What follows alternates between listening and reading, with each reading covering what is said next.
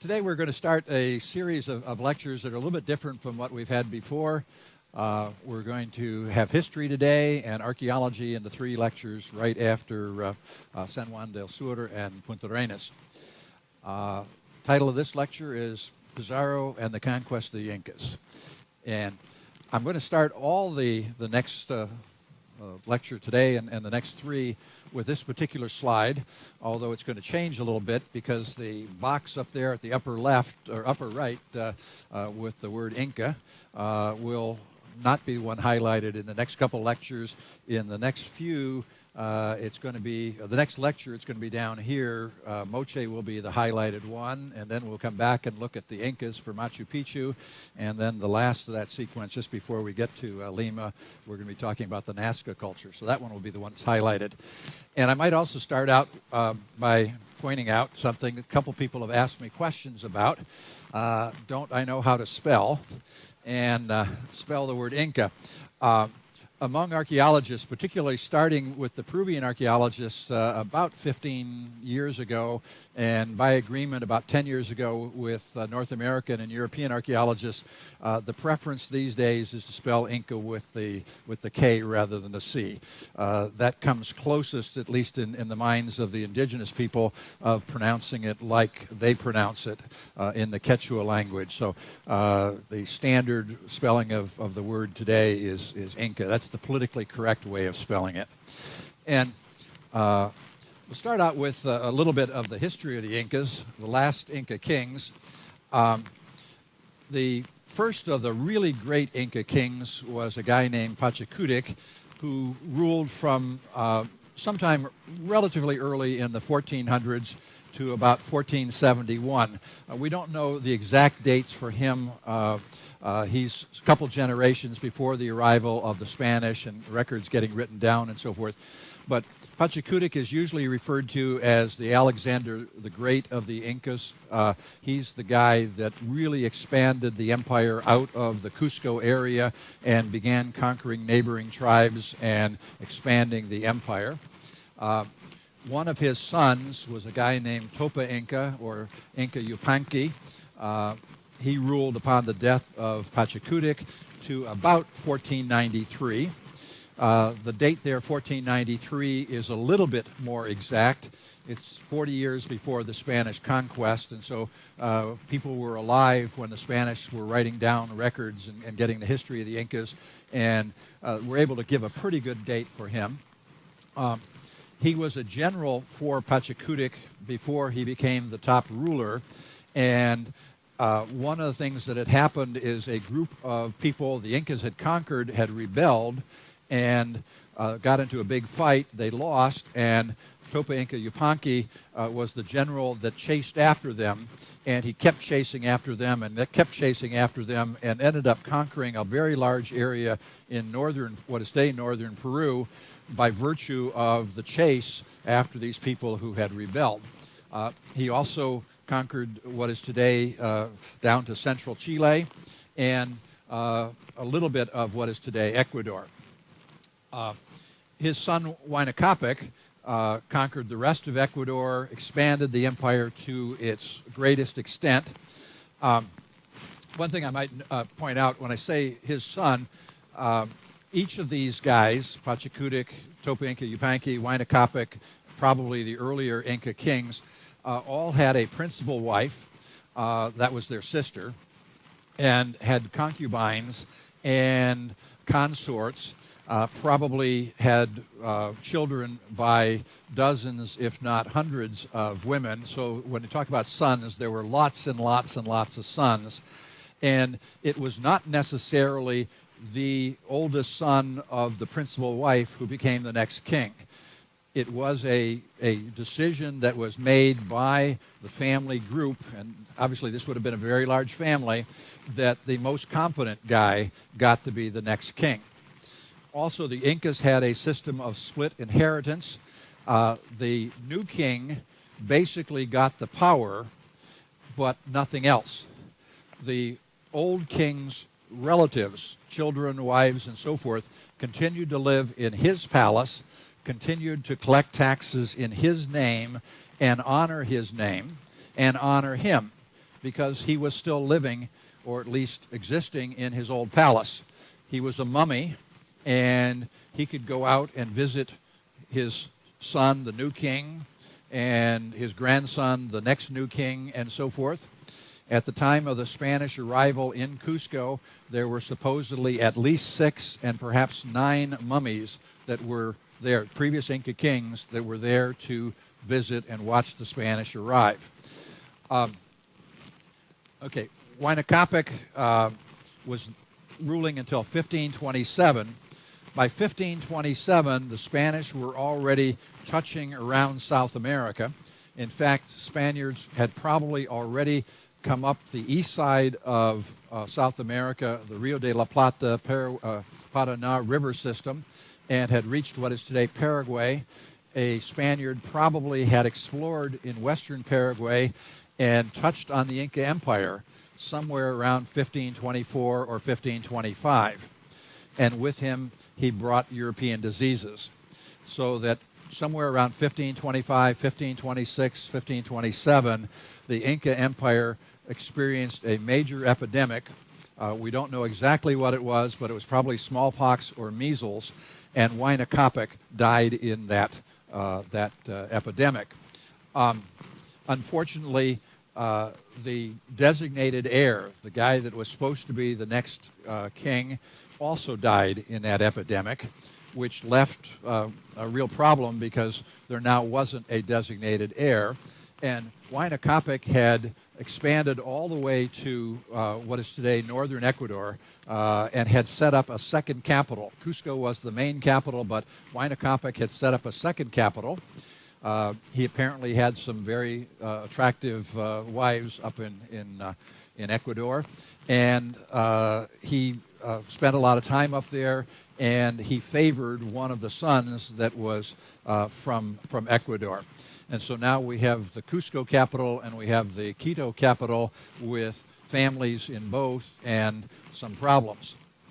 When Huayna Capac died, one of his sons, Huáscar, became the new king in Cusco, and one of his sons from Quito, Atahualpa, became the ruler in the north. So for a period of about 5 years, we have the two pretenders to the throne fighting. And there was civil war. In 1532, Atahualpa defeated the army of Huáscar, and Huáscar was killed by Atahualpa's men. So that ended the civil war. Huáscar's family, basically all of his relatives in Cusco, were supposedly killed. This is the normal way of doing things. You get rid of the pretending other leader and all of his family to eliminate any possible dissent. So that takes us up to 1532. Now we're going to switch gears, and we're going to go to Spain. And we're going to go to Extremadura, an area in southwestern Spain, and looks something like this or like that. You might notice the animals. Pigs. Lots of pigs. They're grazing on acorns that have fallen off the oak trees, which are typical in the landscape of Extremadura. And why do I show you a pig? Because the hero or the villain of our story starts out as a pig herder. A guy by the name of Francisco Pizarro, and he is the illegitimate son of a minor hidalgo or minor royal official in the town of Trujillo in Extremadura. Again, I need to back up a little bit, all the way back to 712 AD, when the people of North Africa, Berber people or the Moors of North Africa, invaded Spain and made it into a Muslim area. The Muslim armies expanded from Spain, what is today Spain and Portugal, into France. In 732, there was a big battle southwest of Paris. The Frankish forces, or what we would call the French forces, the non-Muslim forces, Christian forces, led by a guy by the name of Charles Martel, defeated the Muslim army, 732. It's exactly 100 years after the death of Muhammad, so it was a significant date for the Islamic peoples, and began to push the Muslim forces back. That push of driving the Muslim forces out of southwestern Europe went on for hundreds of years. In Spain, in Spanish, this is referred to as the Reconquista. And if you think about it, it goes on for more than 700 years, from 732 all the way up to 1492. That's longer than what the United States has existed. It's longer than any of the real modern states of Western Europe have existed. And it wasn't 700 some years of fighting. It was occasional battles and then decades or even a century or so of peace. And then there would be more fighting and the front lines would push farther to the south or to the west, and then there would be maybe the Islamic forces would reconquer a bit, and then there'd be pushes back and so forth. It was a long, long period of time in which there was fighting going on in what is today Spain and Portugal, leading up obviously to 1492. The point of telling that part of the story is that for a young man in what is today Spain, at any point in that time, if you were born of low status, you could increase your status, gain some wealth, some fame, by fighting in the Reconquista. It was a way of people moving up in society during those periods of warfare. So let's go to Trujillo. It's in Extremadura, southwestern Spain. And it's a relatively small town still today. It used to have a wall all the way around it.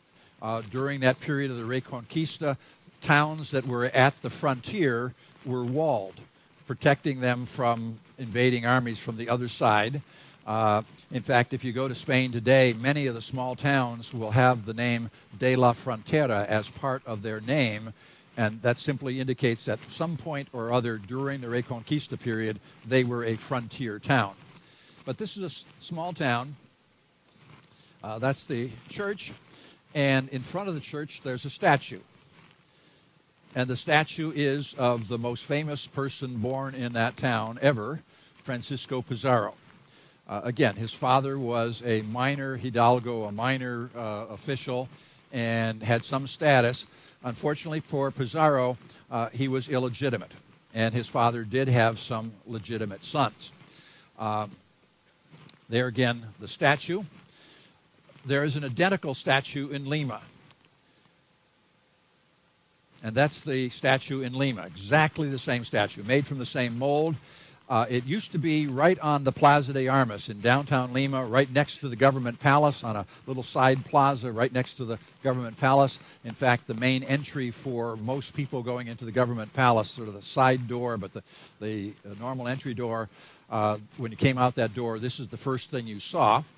A few years ago, the president of Peru was a man by the name of Toledo. He was the first indigenous president of Peru, and the very first thing that he did as president was order the statue commemorating Pizarro to be removed from the plaza in downtown Lima. It's now in a small park outside of the downtown area. This is the Pizarro household in Toledo, or excuse me, in Trujillo, back in Spain. It is the fanciest house in Trujillo. It's not the home that Pizarro grew up in. It's not even his father's house. It's his brother's house that comes into the story later on. And here's a close-up view on the house. It's a very, very fancy house right in Trujillo. Okay, Pizarro was born somewhere around 1476. We don't know an exact date. Again, being illegitimate, it wasn't something that got recorded very well. And he died in 1541. If you have good math skills, you might notice he dies at an age of about 65. That's pretty old in those days. He lived to be an old man. And here's another view of him, painting of him. He arrived in the New World in around 1500. I'm going to show you a lot of drawings like this in this lecture and in a couple of the ones to come. This is a woodcut drawing done by a man by the name of Felipe Huaman Poma de Ayala. He was the son, or perhaps the grandson, of a high Inca princess, probably a daughter of Huayna Capac or a granddaughter of Topa Inca Yupanqui, and a Spaniard. So he was a mestizo. He was a mixed blood man. But somewhere around the year 1600, 2 generations after the conquest, he was upset with the treatment of the Indians, and he wrote a letter to the Spanish crown complaining about the treatment of the Indians. And he illustrated his letter with a series of woodcut drawings. Again, I'm going to be using some of those in my lectures coming up after Punta Arenas. It wasn't a letter like we would normally write. It ran to 1,000 pages or more. And it did not reach the Spanish king, but around 1900, a little bit later, 1910 or so, it was found in an archive in Denmark. How it got to Denmark, nobody knows, but it's a fantastic book. A 1,000-page letter makes into a nice book. It's usually published in 3 volumes, and it includes a lot of these drawings that we'll see. This is a mestizo, an Indian view of what a Spanish ship might have looked like. And in terms of the conquest, we start with Ferdinand and Isabella. They got married in 1469 and created a unified Spanish government. Their armies defeated the last of the Islamic forces, the Moors in Granada, in early 1492. That reconquest was over. Among other things, when they did that, one of the orders that they sent out was for everybody in Spain after 1492, January 1492, had to be Catholic. You either had to get out or you had to convert. And this had been a problem for years with the reconquest as they took over, as the Catholic forces took over areas from the Muslims. What do they do with the remaining Muslim population? And they forced many of them to convert. In Spanish, they called them conversos. And many of the conversos did not really convert, continued to practice their non-Catholic religion. That was a problem for the Catholic Church, and they created an institution called the Inquisition to deal with those converted people that maybe didn't really convert. They also kicked out anybody who didn't agree to convert. And so Islamic peoples had to go back to North Africa from Granada, and also Jews had to leave. During the entire reconquest period, Jews in Spain were the bankers, the financiers, the government ministers in charge of collecting taxes and so forth. And they were very efficient. They led the reconquest. It's interesting to note what would have happened if they had not kicked out those people that were financially pretty good. Would we all be hablando castellano en los Estados Unidos hoy día? Because the Spanish would have been much more efficient at running the New World if they hadn't kicked out those people. But the story goes on. Okay, we're cut off up there. I have to say one thing. I did notice yesterday with the slides and the size of the font, with people way in the back, yesterday afternoon, I took the time to redo my whole PowerPoint here and make all the font bigger so you people in the back can see. Unfortunately, I think I need to make sure that they're not quite on the edge. But I think we all know the date, 1492, Columbus meets with Ferdinand and Isabella, gets permission to sail, and goes off and, quote-unquote, discovers the New World. The New World was already there. People knew about it. They lived there, the native populations and so forth. But what Columbus did was he was the first guy that went back to Europe and said, I found something. It's possible somebody got there before him. We know that the Vikings were in the New World prior to Columbus in around 1000 AD, but Columbus is the first guy that goes back to Spain and tells everybody, I found something. Pizarro gets to the New World, to Santo Domingo, what is today the Dominican Republic, around 1500. Columbus had his first voyage in 1492. He immediately went back and had a second voyage because he had left some soldiers, some people behind. Unfortunately, they all died, and his first settlement was not successful. But on the second voyage, he took a lot more ships, a lot more people, settlers, and so forth. And the town that they set up, what is today Santo Domingo, was successful. Pizarro shows up on the records in that town around 1500. So this is very, very, very early in the settlement process. He next shows up about 1509 in the explorations along the coast of what is today Venezuela and Colombia, and the establishment of the town of Cartagena, Colombia. He's part of that group. In 1513, he's with Vasco Núñez de Balboa when they cross the Isthmus of Panama and discover the Pacific Ocean.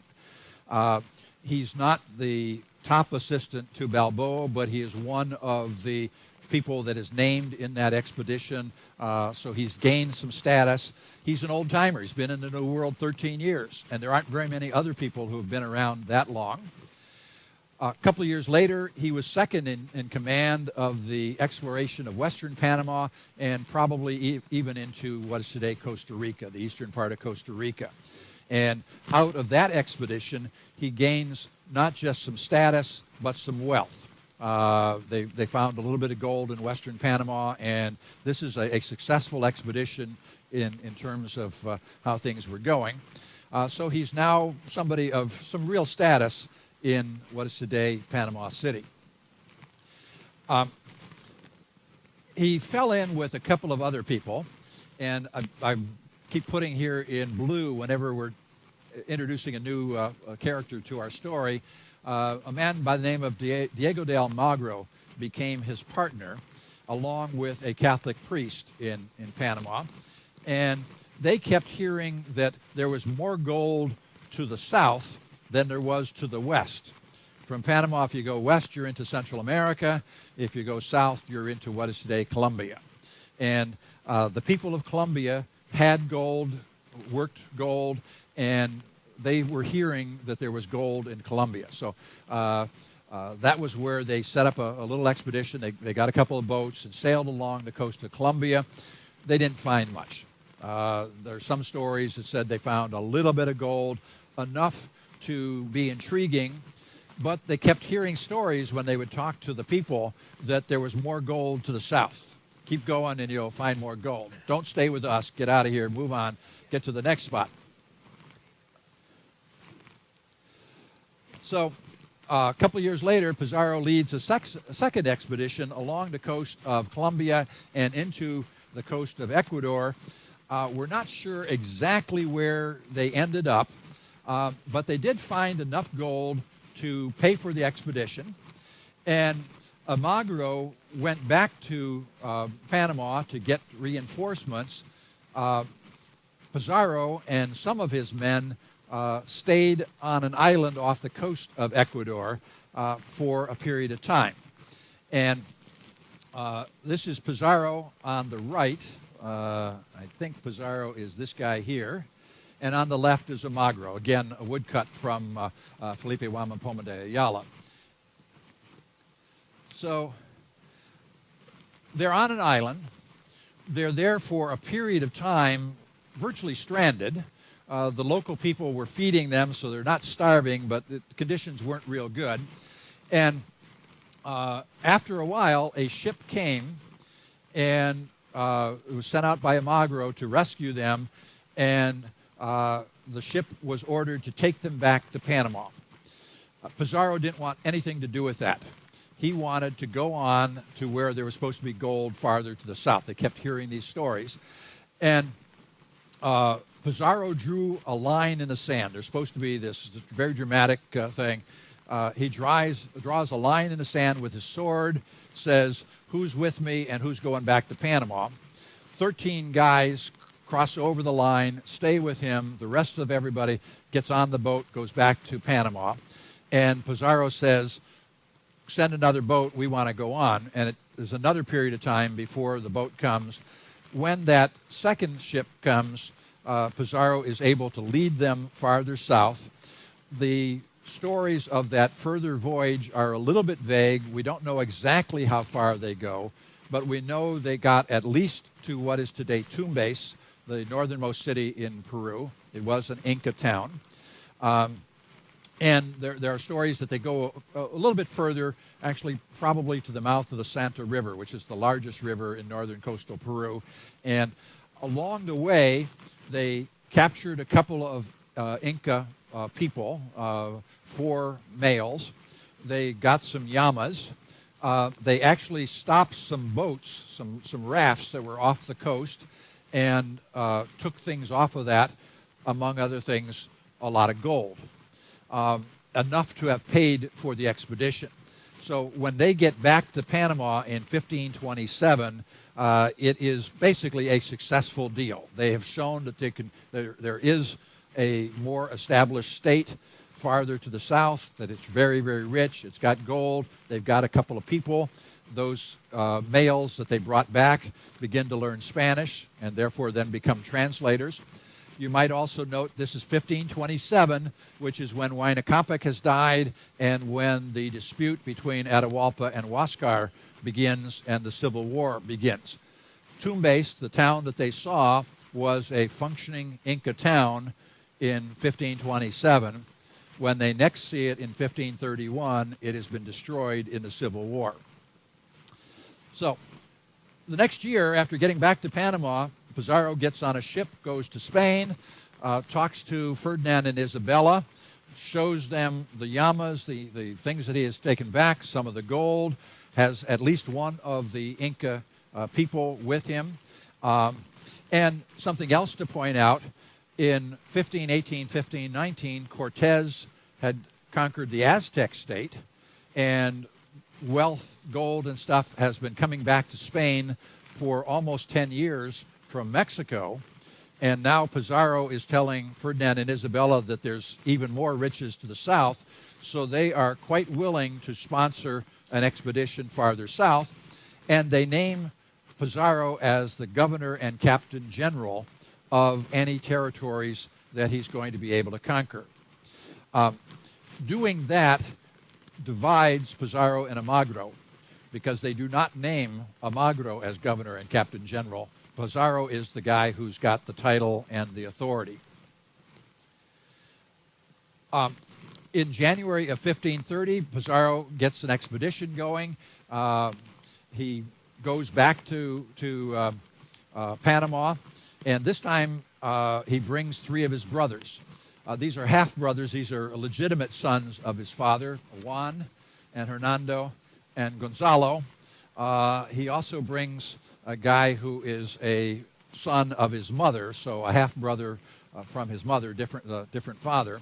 And we now have essentially 5 brothers or half-brothers as the expedition. They're close. They're his close confidants. They're his assistants on this expedition. In January of 1531, Pizarro leaves Panama and heads south. He goes directly to Tumbes. And he has about 180 men. A few years later, another guy, a few months later, another guy, Hernando de Soto, who some of you may have heard about, comes after them in more ships. And so now we have about 300 Spaniards involved in the expedition. De Soto is here or there. he becomes essentially right-hand man to Pizarro. He's, again, somebody who's had some experience in the New World already, participated in some of the expeditions, and after Peru, I won't talk more about him, about what he does, except to say that he later on, he's the guy who explores Florida and ultimately dies along the Mississippi River by some disease or something, and gets real famous when he gets a car named after him. They arrived in 1531. About a year later, they have made it as far as the Sechura Desert, which is the very large desert in northern Peru. And they found the first Spanish town. They've been around Tumbes and moving south gradually. They found the first town of Piura. If you go to Piura today, it's not there. The town of Piura has been flooded out repeatedly in El Niños, and the original location is really not known, but we know that the town was moved at least twice over the years, so where the modern town is, modern city of Piura, is not the original location. But that's the first Spanish town. They proceed on south. It takes them several more months to get to the Lambayeque area where the modern city of Chiclayo is. In one of the lectures coming up, actually my next lecture, we'll see quite a bit of stuff around the Lambayeque area. He's got a force of 160 men. And these are the guys that are called the men of Cajamarca. In the conquest of Peru, if you were a man of Cajamarca, one of the guys who got to Cajamarca, that was a mark of honor, mark of distinction, and they're the guys that ultimately got very wealthy with the conquest. It took them a couple more months to get 2 more valleys to the south, to the Valley of Zanya. I talked about that last time with the flooding, El Nino flooding that took place in Zanya. They started their way up towards Cajamarca. They had heard that Cajamarca was a major Inca city, and that Atahualpa was there. The Inca king was there. So they start there. It takes them only a week or so to get from the coast up into the mountains. It's a relatively short distance. Driving today on a nice paved road, it's about an hour-and-a-half drive. They arrive in Cajamarca on November 15th, and the view that they get is this. This is from the spot where they supposedly come into the valley. They look across the town. The main part of the Inca town was actually right down in here. And across the way, on these hills off in the distance, Atahualpa's army was camped. There's a spot there today that's called the Baños de Inca. It's a hot springs area. And Atahualpa's army had just fought a big battle and defeated Huáscar's army. They were there, camped on the hills around the hot springs, recuperating. This is another shot of Cajamarca. I hadn't been in Cajamarca for a long time, and I was there a year ago. It has expanded tremendously. It's a big modern city. The world's largest gold mine, richest gold mine, is just a few miles outside of town. And in the last decade or so, Cajamarca has really boomed and changed an awful lot. It's no longer the little colonial city that I first saw in 1967. But off in these hills, off in the distance, was the army of Atahualpa. And later the same day, the day they come into the valley, excuse me, Pizarro sends Hernando de Soto and 3 other men on horseback out to the Baños de Inca, the spot where Atahualpa's army was camped, to greet Atahualpa and to invite him to come into the town, meet with Pizarro. Supposedly, according to the story, this is, again, Juan Poma de Ayala's drawing of it, but according to the story, Atahualpa is seated on a throne, and Hernando de Soto rides up and has his horse rear up, and all the Incas are greatly impressed because Atahualpa does not back off, is not scared. He's not impressed by this guy on a horse rearing up in front of him. But he accepts the invitation to come the next day with some of his men into the town of Cajamarca. So the next day, November 16th, one of the most important days in Peruvian history, Atahualpa and some of his men come into the town. Now, I've been very deliberate in saying some of his men, several thousand soldiers accompanied him. But they were not prepared for battle. They were not carrying all their weapons. They were not ready to fight. And Pizarro had taken his 160 men and put them in the buildings around the square. At the corners of the square, he had his cannons, and he had his horsemen up some of the side streets when Atahualpa comes into the square. So this is the square. It is still the same square, although the Inca buildings around it are not there, except for one little building that's located right here. I'll point out in a minute. A little bit closer view. This is the square, and Pizarro's men were either in the buildings, the Inca buildings around the square, or up the side streets with their horses. So Atahualpa comes in on his litter, accompanied by several thousand men, and this is another kind of more fanciful drawing. A priest, Valverde here, goes out to talk with Atahualpa, along with at least one of the interpreters, and the priest shows Atahualpa a Bible. Now, Atahualpa had clearly never seen a book, had never seen anything printed, and the priest Valverde apparently tells Atahualpa that this is the Word of God, and this is very, very sacred, and Atahualpa is a god, a living God on earth, and throws down the Bible. That's the symbol here. Again, Atahualpa in the center, Valverde, the priest, with the Bible, hands it to him, and it's thrown down. Throwing down the Bible is the symbol or the signal for Pizarro's men. They start shooting. The horsemen come in. The cannons go off. Pizarro here grabs a hold of Atahualpa and captures him. Pulls him off of his litter, captures him. The accounts are that this was a slaughter, and it went on for several hours. Probably a couple thousand Incas were killed. The Spanish had swords, they had guns, they had cannons, and the Incas were not basically armed and ready for a fight. So Atahualpa is captured, and lots of Incas are killed. Atahualpa is taken to one of the rooms adjacent to the plaza, and this is Atahualpa with his Spanish guard, and he is held for ransom. The room in which he was supposedly held, or where the ransom was to be paid, still exists. It's a typical Inca building. Very nice stonework with the trapezoidal niches and so forth. And supposedly Atahualpa is put into the room. He raises his hand and he promises that if you free me, I will fill this room twice with silver and once with gold. And the Spanish like that. The word goes out, and gold and silver from throughout the empire begins to arrive in Cajamarca. There is a line, supposedly a red line, that is how high he reached and what was going to be the line to fill it.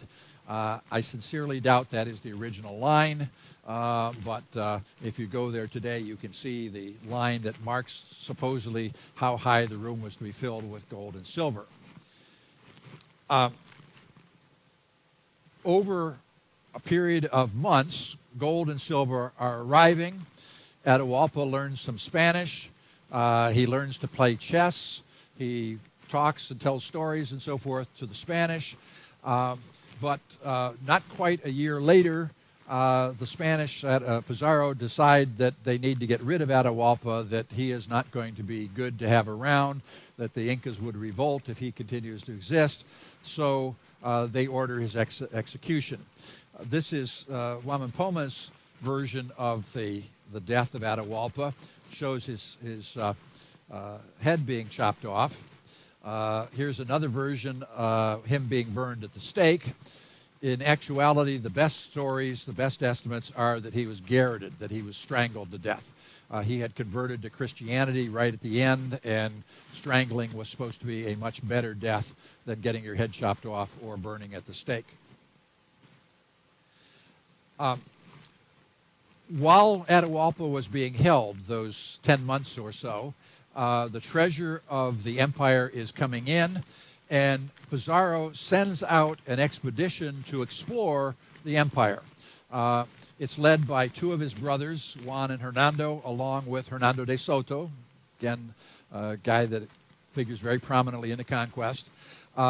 They continue south on the main highland Inca highway, then swing down to the coast and explore somewhat on the coast. They find a very, very big Inca center just to the south of Lima called Pachacamac. Some of you, if you're doing a tour of Lima on the 2 days we're there, you might go down to Pachacamac. Spanish arrived there in early 1532. They get back to Pizarro in 1533 up in Cajamarca, where the men are waiting. They report that the Inca Empire is very, very big and very, very rich. At that point, they decide to go off towards Cusco. After Atahualpa is killed, Pizarro begins to lead an expedition south. They appoint another guy as the new king.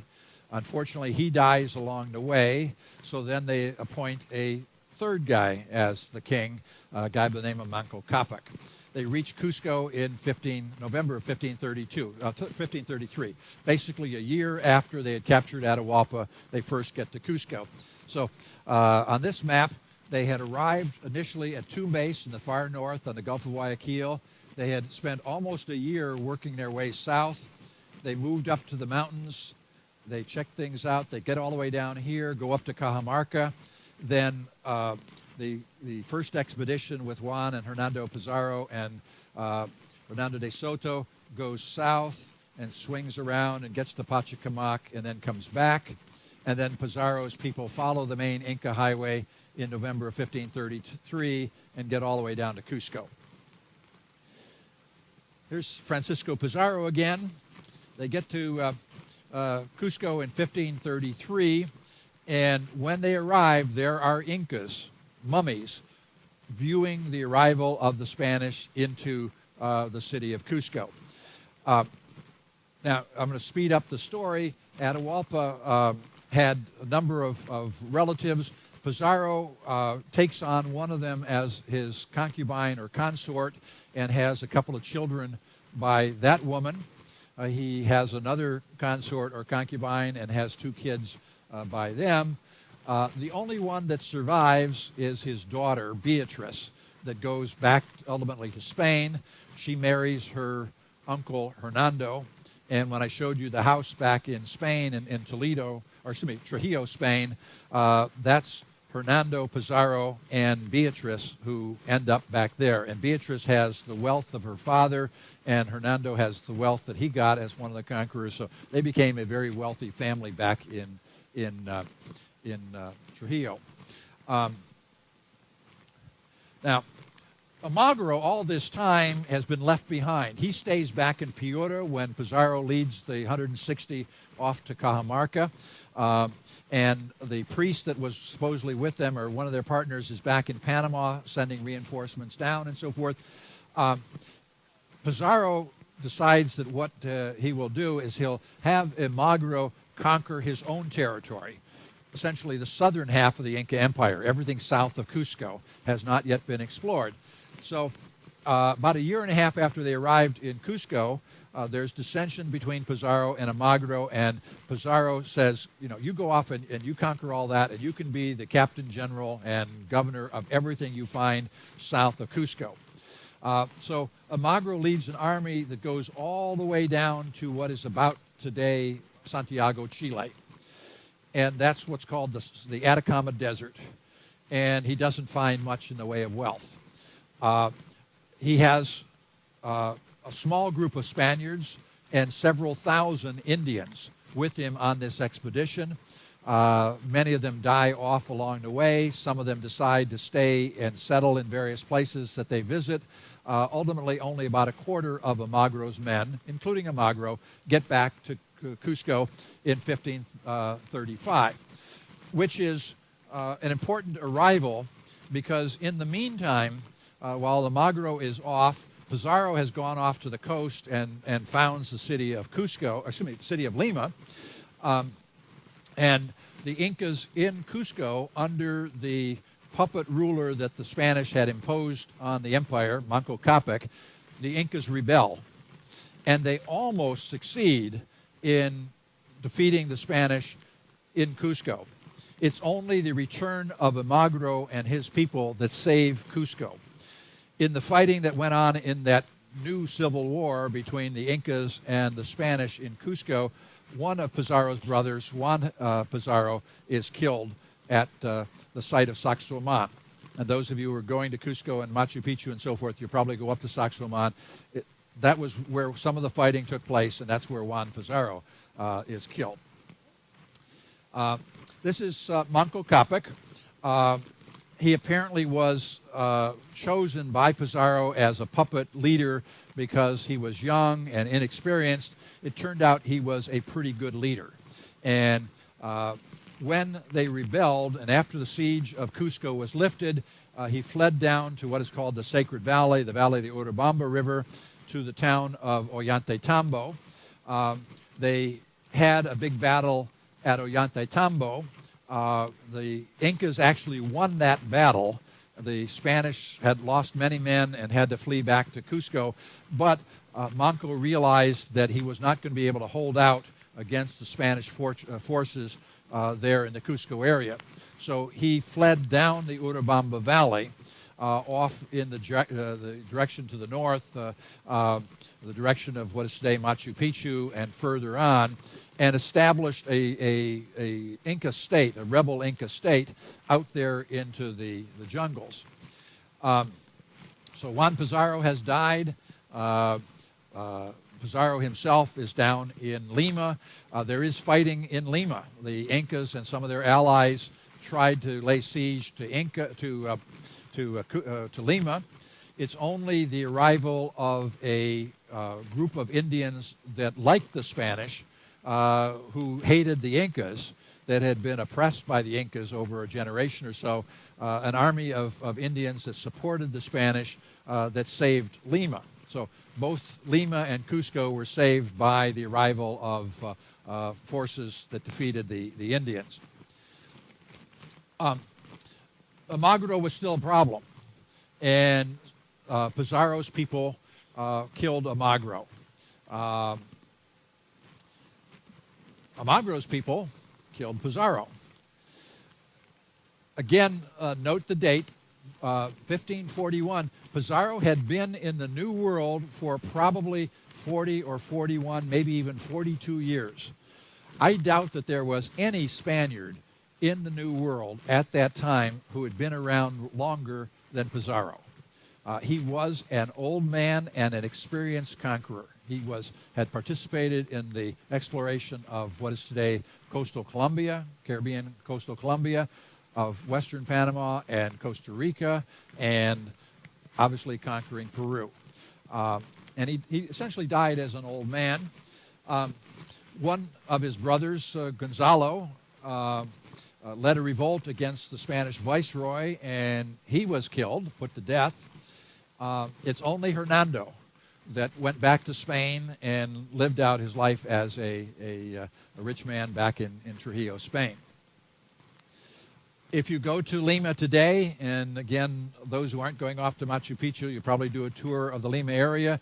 You may well go downtown to the main Plaza de Armas in central Lima. The government palace is there, the presidential palace.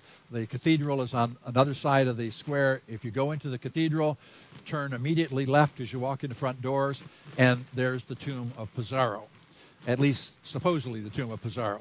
We're not quite sure if it is. It was a tomb that was discovered, and in the tomb, as it was excavated a few years ago, there was some writing that suggested it was Francisco Pizarro, and so they've created a nice coffin crypt for him. But right inside the door, to the right as you come in the front door. The only one that really survived the conquest was Hernando. He married Beatrice. He had his wealth from the conquest, and she had the wealth of her father, and they lived out their lives in Trujillo.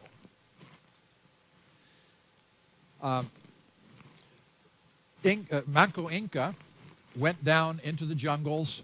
The Spanish pursued him. They had several expeditions trying to capture him. Ultimately, he was assassinated by a couple of Spaniards who had taken the wrong side in the Civil War that ultimately led to Gonzalo Pizarro's death.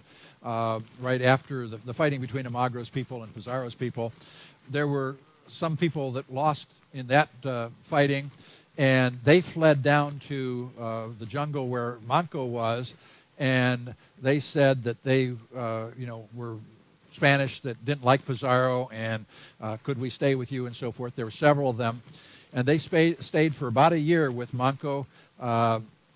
They ultimately were accepted and being held, were friendly to the Incas, but then they decided apparently that if they killed Manco and went back to Cusco and told them that they had killed Manco and finally defeated the Incas, that they would then be forgiven for being on the wrong side of the Civil War, which is what they did. They killed Manco, and then all the Incas killed them, so they did not get back to Cusco. But one of Manco's sons became the new ruler down there. He lasted for a while, and then he died, and then another son or grandson of Manco, Tupac Amaru, became the new Inca. In, I think, 1472, he was captured. He was taken off to Cusco. He was executed in the main plaza in Cusco, and that ends the conquest of the Incas. Basically, roughly 2 generations after the initial contacts by Pizarro, the Incas were totally conquered, pacified, when the last group was captured and taken off to Cusco. Later on, a couple centuries later, in the late 1700s, a man in southern Peru rebelled against the Spanish. He took on the name of Tupac Amaru II and tried to have a civil war, rebellion against the Spanish. The Spanish ultimately put that down, and it wasn't until another generation before successful revolt against the Spanish, and Peru became independent. Today, in the highlands, they still talk about Manco or Tupac Amaru coming back once again for the revival of the Inca Empire, but it probably will never take place. And that's the conquest of Peru. Any questions?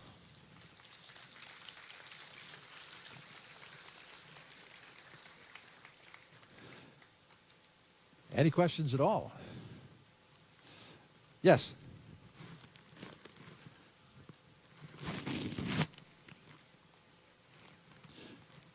Yeah. Good question. They had ships from Panama. How did the ships get there? They actually built ships in Panama.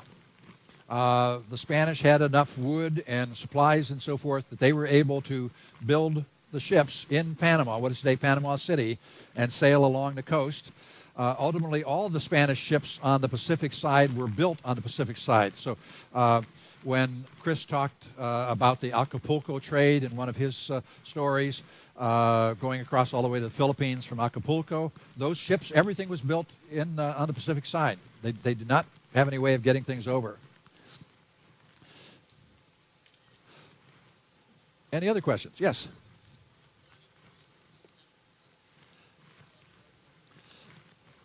Are there any diseases that the South Americans gave to the Europeans in exchange? There is a lot of argument as to whether syphilis was a New World disease and whether it got to the Old World. There are some reports that there was syphilis in the Old World prior to 1492. There are some stories that it only comes from after Columbus. In various cultures in Europe, after about 1500, they didn't call it the Peruvian disease. They called it the Italian disease. They called it the Spanish disease and so forth as to who was spreading it. But it was clearly spreading. Syphilis may have been there before that, but it wasn't the virulent form of syphilis that caused a lot of problems and really spread in Europe after about 1500. So there's a lot of speculation that if syphilis was already there in the old world, it was a different form of syphilis that came in after 1500 or 1492. Any other questions?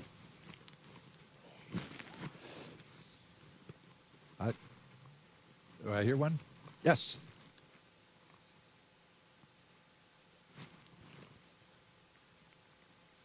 Okay, when did the Inca Empire begin? Good question. I don't know. I don't think I want to run through the whole slides to go back to my very first one. But in the time chart of Peru, there are 3 different time periods when there is a culture that spreads across most of the Andes. We call those horizons. There's one about 2000 BC that lasts to about 1200 BC or so, the Chavin culture. There's one that begins around 700 or 800 AD and lasts to about 1100 AD, and that's a broad culture. It's actually 2 different cultures, Wari and Tiwanaku. That is what we call the middle horizon, and then the Incas are the late horizon. In between the horizons, when there's broad uniformity of culture across the Andes, there are local regional cultures. And so when the middle horizon ends around 1100, there is a culture that starts in the Cusco area. It is a very small little local culture. And around 1300, the people of the Cusco Valley begin to expand out a little bit to the valleys right around them.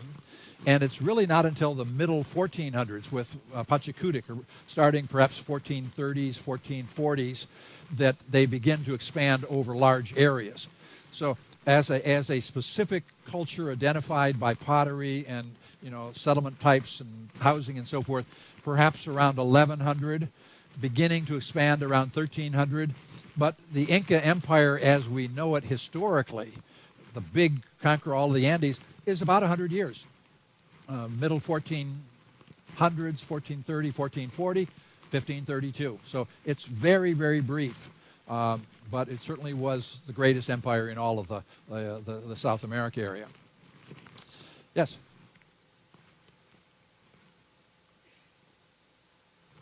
I can't hear you.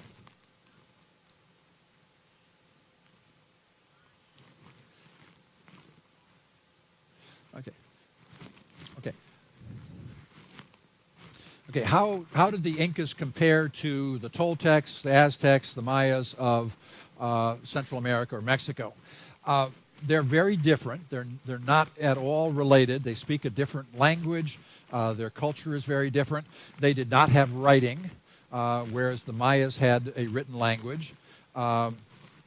They were very good organizers. So their organization, their efficiency of running their empire was very, very good. They did not have wheeled vehicles, but they did have llamas to carry cargo, and they were able to move cargo around. They had a lot more vertical zonation, so that there were crops that grew down low in the warm areas. There were crops that grow way high up in the high altitude areas like potatoes and things. They were able to move things around probably more than in the Maya area or even in highland Mexico. So there's a lot more exchange of stuff. They had a very efficient system of state storehouses. They had a very good tax labor system. They're just a completely different culture than what was found in Mexico or Central America. There was possible contact between Peru and Mexico, or at least Central America.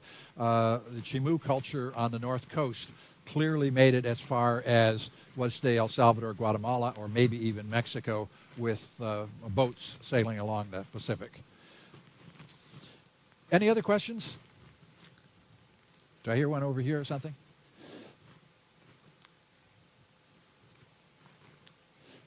Yes.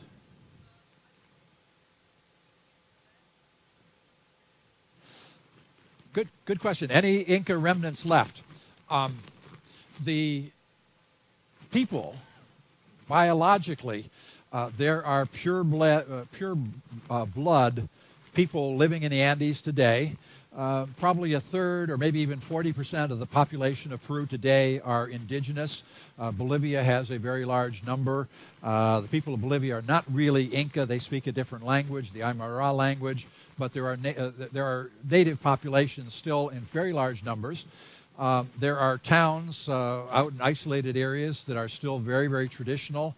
Those of you who are going to Machu Picchu, you'll at least pass through the town of Ollantaytambo, which is a railroad stop on the way. It's where the battle between Manco's men and the Spanish took place. It's a major Inca temple site there. And Ollanta is a very, very traditional town. I've spent a lot of time there. I've been there for their main fiesta a number of times and so forth. It's very, very traditional. There's a lot of syncretism between pre-Hispanic and modern, or pre-Hispanic and Catholic and Spanish. For example, I've been to Ollanta during their main festival, and half the mass in the church is in Quechua. It's still very much there. It's changing rapidly. Transistor radios have changed things more than anything else. But if you get away from the big cities, you can still find very traditional areas, people still plowing with hand plows rather than even oxen or tractors. The lifestyle has not changed very much. My goddaughter's family lives in a house in Ollantaytambo that's about 500 years old. It's an Inca house. So people are still living somewhat Inca in many areas. Yes, one more. I know Chris is due here in just a couple minutes. Yes.